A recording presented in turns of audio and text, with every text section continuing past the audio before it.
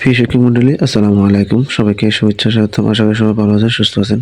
প্রিয় শিক্ষক মণ্ডলী, আমরা জানি যে আমাদের গত জানুয়ারির ১ তারিখ থেকে আমাদের ইএফটি বেতন চালু হইছে। তো ইতিমধ্যে আমরা অনেকে পেয়েছি, আবার অনেকে পাইনি। তো আমরা অনেক টেনশনের মধ্যে ফিল করতেছি। তো আমি ইএফটি নিয়ে অনেকগুলো ভিডিও তৈরি করছি। আমি কিন্তু জেনে শুনে বা যতটুকু ইনফরমেশন জানি ততটুকু আপনাদের সাথে শেয়ার করার চেষ্টা করি। অনেকে হয়তো মনে করে এগুলো ফেক বা মিথ্যা বা ভিউ বানানোর জন্য। আসলে এ ধরনের কোনো কিছুই না। কারণ আমি নিজে একজন ভুক্তভোগী। আর আমি মূলত এই যে রেজিস্ট্রেশন বা ইএফটি তথ্য আপডেট ইনফরমেশন এসব কাজগুলো আমি নিজেই করে থাকি বিধায় আমি এই সমস্ত বিষয়গুলো নিয়ে বেশি ইয়ে করি। তো আমার ভিডিওগুলো মূলত হচ্ছে এই রিলেটেড। তো আমি প্রত্যেকটা আপডেট আপনাদের সাথে শেয়ার করার চেষ্টা করি। এতে আপনারা যদি মনে করেন ফেক বা ভুয়া, দেখেন আমি কোন অথেন্টিকেশন সোর্স থেকে আপনাদের সাথে তথ্যগুলো শেয়ার করি সেটা দেখেন। এই যে ইএফটির ইউজার ম্যানুয়াল যেটা আছে এই কারিগরি সহায়তা আমি এদের থেকে ইনফরমেশনগুলো নিয়ে আপনাদের সাথে শেয়ার করি। আবার এরা একটা পেজের কথা বলা আছে যে www.facebook.com/EMSDSC এখানে এরা ওদের এই ইনফরমেশন। তো আজকে ৮ ঘন্টা আগে যে ওরা যে ইনফরমেশনটা শেয়ার করছে সেটা আপনাদের সাথে আমি হুবহু তুলে ধরবো। সেটা হচ্ছে এটা দেখেন। এই এই যে দেখেন এদের এই যে এদের অফিসিয়াল যে পেজ আছে ইএমএস, এই যে আমি আপনাদের কাছে এটা হচ্ছে এদের অফিসিয়াল পেজ। এরা এখানে দেখেন এই যে ৮ ঘন্টা আগে এই যে আমি গত ভিডিওতে এই বিষয়গুলো ডিসকাস করেছি। দেখেন এই গত ভিডিওতে আমি এটাতে ৩ দিন আগে এখানে ডেট দেওয়া আছে। তো আজকের ভিডিওটা হচ্ছে এই যে ৮ ঘন্টা আগে এরা ইএফটি নিয়ে কিছু কথা এই যে এখানে এরা এই যে দেখেন এই যে এটা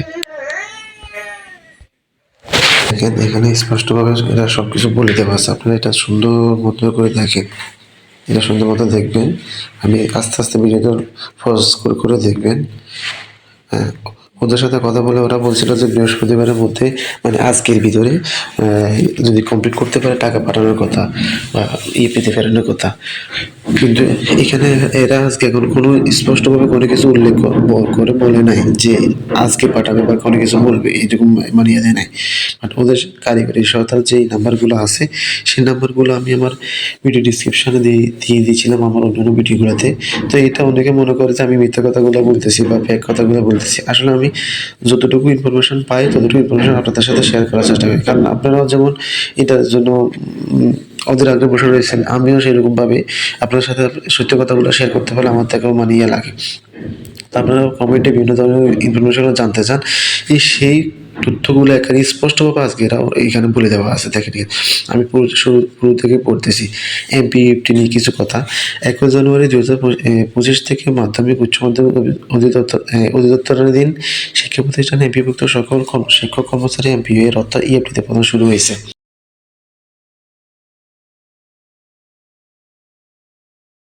যে সকল বিভক্ত শিক্ষক কর্মচারী এমপিওশিটের নামের বানান ও জন্ম তারিখের সাথে তার এনআইডি এর নামের বানান ও জন্ম তারিখের হুবহু মিল আছে এবং ব্যাংকিং হিসাবে তথ্য সঠিক আছে তারা এই অ্যাপটি ইতিমধ্যে পেয়েছেন। যাদের এমপিওশিটের নাম ও জন্ম তারিখের সাথে এনআইডি এর নাম ও জন্ম তারিখের ডট কমা স্পেস বা হাইপেন এর মতো সামান্য অমিল রয়েছে, আগামী সপ্তাহে তাদের অর্থ ইএফটিতে প্রেরণ করবে। তার মানে এই সপ্তাহে আপনারা পাচ্ছেন না, মানে আগামী সপ্তাহ, ঠিক আছে? মানে এই সপ্তাহের মধ্যে মানে এদের কথা অনুযায়ী হচ্ছে যে এই সপ্তাহের ভিতরে আপনারা কোনো কিছু পাবেন না। এখানে স্পষ্টভাবে বলা আছে, দেখছেন এখানে এখানে সামান্য মিল আগামী সপ্তাহের মধ্যে ইয়ে রয়েছে। এখানে স্পষ্টভাবে ওরা এটা বলে দিচ্ছে, ঠিক আছে? তো আপনি এখানে এটা খেয়াল করবেন এখানে, ঠিক আছে? তারপরে তার মানে এই সপ্তাহে আপনারা আর মানে পাচ্ছেন না। আজকে বৃহস্পতিবার তো শেষ, শুক্র শনিবার আসতেছে, তার মানে আগের সপ্তাহে আপনার পাওয়ার সম্ভাবনা আছে। তবে তবে এমপিও শিটের নাম, জন্ম তারিখ, সাথে এনআইডি ও জন্ম তারিখের অক্ষর বা সম্ভবত মিল রয়েছে বা ব্যাংকের তথ্যের ভুল আছে তাদেরকে অবশ্যই যথাযথ প্রক্রিয়া সংশ্লিষ্ট অধিদপ্তর থেকে সংশোধন করে ফেরত করতে হবে, অন্যথা তাদের অর্থ প্রেরণ করা সম্ভব হবে না। যাদের ব্যাংকের তথ্য ভুল আছে তাদের ব্যাংক থেকে তথ্য সংশোধন করতে হবে, যাদের এনআরডিতে ভুল আছে তাদেরকে নির্বাচন কমিশন থেকে তথ্য সংশোধন করতে হবে, যাদের এমপিও শিটে তথ্য ভুল আছে তাদেরকে অনলাইনে আবেদন করে এমপিও তথ্য সংশোধন করতে হবে। বিধি বহির্ভূত বা জোরপূর্বক কোনো শিক্ষক কর্মচারী পদত্যাগ বা উত্তরণ বা বরখাস্ত হিসেবে তথ্য প্রদান করা হলে সংশ্লিষ্ট কর্মচারী মাধ্যমিক ও উচ্চ মাধ্যমিক শিক্ষা অধিদপ্তর মহাপরিচালক বরাবর আবেদন করে ইএফটি এর জন্য তথ্য সংশোধন করার উদ্যোগ নিতে হবে। ঠিক আছে, উদ্যোগ নিতে পারেন। কোনো শিক্ষক কর্মচারীর এনআইডি না থাকলে তারা মাধ্যমিক ও উচ্চ মাধ্যমিক শিক্ষাগত মূল্যায়ন বরাবর আবেদন করে ইএফটির জন্য তথ্য সংশোধন উদ্যোগ নিতে পারেন। সারমর্ম হচ্ছে এমপিও এর ইএফটিতে পেতে হলে এমপিও শিটের নাম ও জন্ম তারিখের সাথে এনআইডি এর নাম জন্ম তারিখ শতভাগ মিল থাকতে হবে। মানে আপনার এমপিও শিটে যেভাবে আছে সেভাবে সাথে যদি এনআইডির সাথে যদি মিল থাকে তাহলে আপনারা টাকা পাবেন, আদারওয়াইজ আপনারা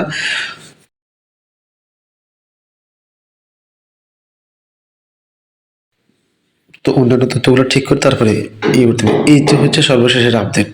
এদের কথা মনে হচ্ছে যে আগামী সপ্তাহের ভিতরে এই তথ্যগুলো পাবেন, মানে আপনাদের ইএফটির বেতনগুলো পাবেন।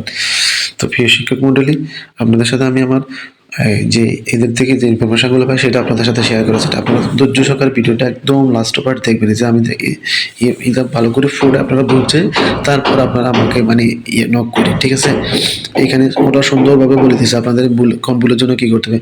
তবে এই সপ্তাহে এই বেতন পাচ্ছেন না 100% শিওর, আগামী সপ্তাহে পাবেন। আগামী এরা এই যে এখানে বলা আছে, এটা সুন্দর মতো আমি হাইলাইট করে দিব আপনাদেরকে, যে এখানে এই যে সামান্য অমিল রয়েছে তারা আগামী সপ্তাহের মধ্যে আপনি দেবে তথ্য প্রেরণ করবেন।